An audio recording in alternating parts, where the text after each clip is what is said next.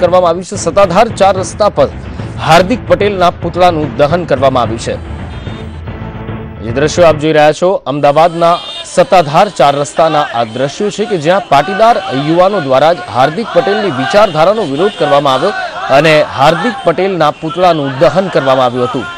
ઉલ્લેખનીય છે કે આ એ જ હાર્દિક પટેલ છે જે પાટીદાર સમાજને અનામત અપાવવાના નામે હીરો બનવા નીકળ્યો હતો। રાષ્ટ્રીય રાજકારણ સુધી પહોંચવાની પણ જેની ઝંખના હતી, પરંતુ હવે સમાજમાં જ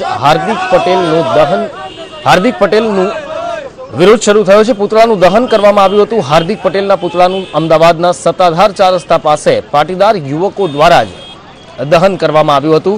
હાર્દિક પટેલની વિચારધારાનો વિરોધ પાટીદાર સમાજમાં જ હવે ઉભો થયો છે અને પાટીદાર યુવકો દ્વારા જ હાર્દિક પટેલના પુતળાનું દહન કરવામાં આવ્યું હતું।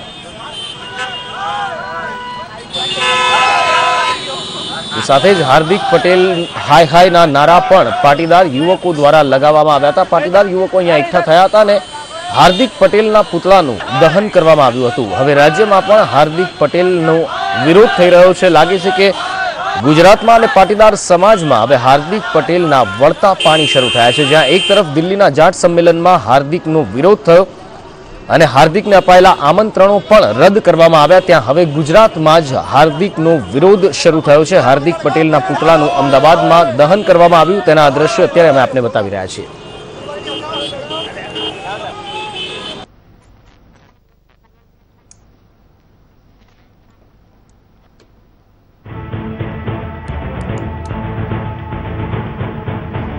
હાર્દિક પટેલના પુતળાનું દહન કરવામાં આવ્યું છે। હાર્દિક પટેલની જે વિચારધારા છે, આ વિચારધારાનો વિરોધ કરવામાં આવી રહ્યો છે પાટીદાર યુવાનો દ્વારા અને હાર્દિક પટેલના પુતળાનું દહન કરવામાં આવ્યું। હાર્દિક પટેલનો વિરોધ હવે રાજ્યમાં પણ ઉભો થયો છે।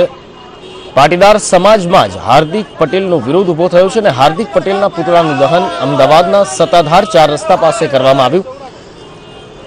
પાટીદાર સમાજનો જ આ એક ભાગ છે કે જ્યાં હાર્દિક પટેલની વિચારધારાથી પાટીદારો સહમત નથી, તેની વિચારધારાનું તેઓ સમર્થન નથી કરતા અને તેના માટે જ હાર્દિક પટેલનો વિરોધ થઈ રહ્યો છે। લાગે છે કે હાર્દિક પટેલના હવે વળતા પાણી શરૂ થયા છે।